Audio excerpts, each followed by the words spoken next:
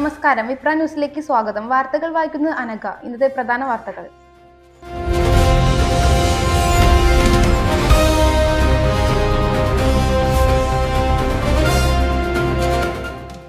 കണ്ണീരായി ശ്രീനന്ദ. 1500 താഴ്ചയിൽ നിന്ന് മൃതദേഹം കണ്ടെത്തി. പ്രാർത്ഥനകൾ വിഫലം.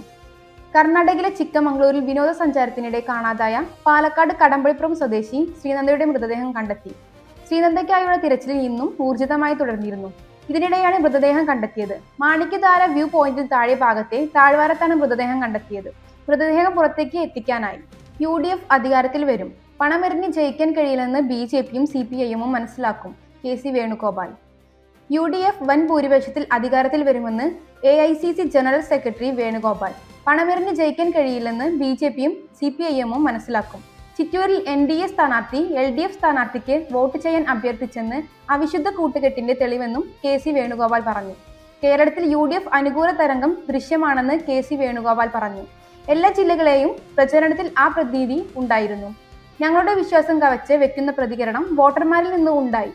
പതിവ് രീതി വിട്ട് വോട്ട് ചെയ്യാൻ ജനങ്ങൾ കാണിച്ച ആവേശം UDFന് ഗുണം ചെയ്യുമെന്ന് KC വേണുഗോപാൽ ആത്മവിശ്വാസം പ്രകടിപ്പിച്ചു. നേമത്ത് LDF ജയിക്കും. വികസനവും രാഷ്ട്രീയവും ചർച്ച ചെയ്യാൻ UDFനും BJPക്കും ഭയം. V ശിവൻകുട്ടി. തിരുവനന്തപുരം ജില്ലയിലെ നേമ മണ്ഡലത്തിൽ ജയിക്കുമെന്ന് LDF സ്ഥാനാർത്ഥി V ശിവൻകുട്ടി. മണ്ഡലത്തിലെ വികസനം ജനം ഏറ്റെടുത്തു. ജനങ്ങളുടെ ഇടയിൽ ഭരണവിരുദ്ധ വികാരമില്ല. തീരുമാനമെടുത്താൽ നടപ്പിലാക്കുന്ന സർക്കാരാണെന്ന് ജനം മനസ്സിലാക്കിയെന്ന് V ശിവൻകുട്ടി പറഞ്ഞു. സാധാരണക്കാർക്ക് സമീപിക്കാൻ കഴിയുന്ന സർക്കാരാണ് ഇടതുപക്ഷമെന്ന് ജനം തിരിച്ചറിഞ്ഞു.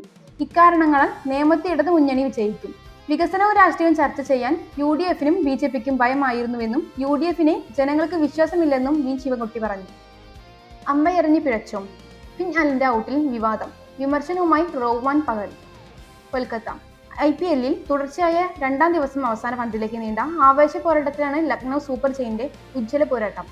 കൊൽക്കത്ത നൈറ്റ് റൈഡേഴ്സ് ഉയർത്തിയ 152 റൺസ് വിജയലക്ഷ്യം പിന്തുടർന്ന ലക്നൗ അവസാന 2 പന്തിൽ 7 റൺസായിരുന്നു. സ്റ്റെക്കിലുണ്ടായിരുന്ന യുവതാരം മുകുൾ ചൗധരി 5ാം പന്തിൽ സിക്സറും അവസാന പന്തിൽ സിംഗിളും എടുത്ത് ടീമിന് വിജയതീർത്തെത്തിച്ചു. അവസാന 2 ഓവറിൽ 30 റൺസ് വേണമെന്നിരിക്കെ മുകുൾ നടത്തിയ അവിശ്വസനീയ പ്രകടനമാണ് ലക്നൌവിൽ തുണയായത്.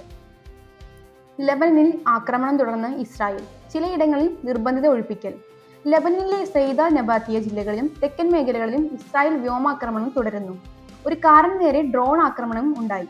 ബെയ്റൂട്ടിന്റെ തെക്കൻ പ്രാന്തപ്രദേശങ്ങളിൽ ഇസ്രായേൽ സൈന്യം വീണ്ടും നിർബന്ധിത ഒഴിപ്പിക്കൽ ഉത്തരവ് പുറപ്പെടുവിച്ചു. ബുധനാഴ്ച ഇസ്രായേൽ നടത്തിയ ആക്രമണങ്ങളിൽ പരിക്കേറ്റ ആളുകളെ കൊണ്ട് ലെബനനിലെ ആശുപത്രികൾ നിറഞ്ഞിരിക്കുകയാണ്. ആക്രമണങ്ങളിൽ 1000-ലധികം പേർക്ക് പരിക്കേറ്റു. ഇതുപോലെയുള്ള ന്യൂസുകൾക്കായി വിപ്ര ന്യൂസ് സബ്സ്ക്രൈബ് ചെയ്യുക.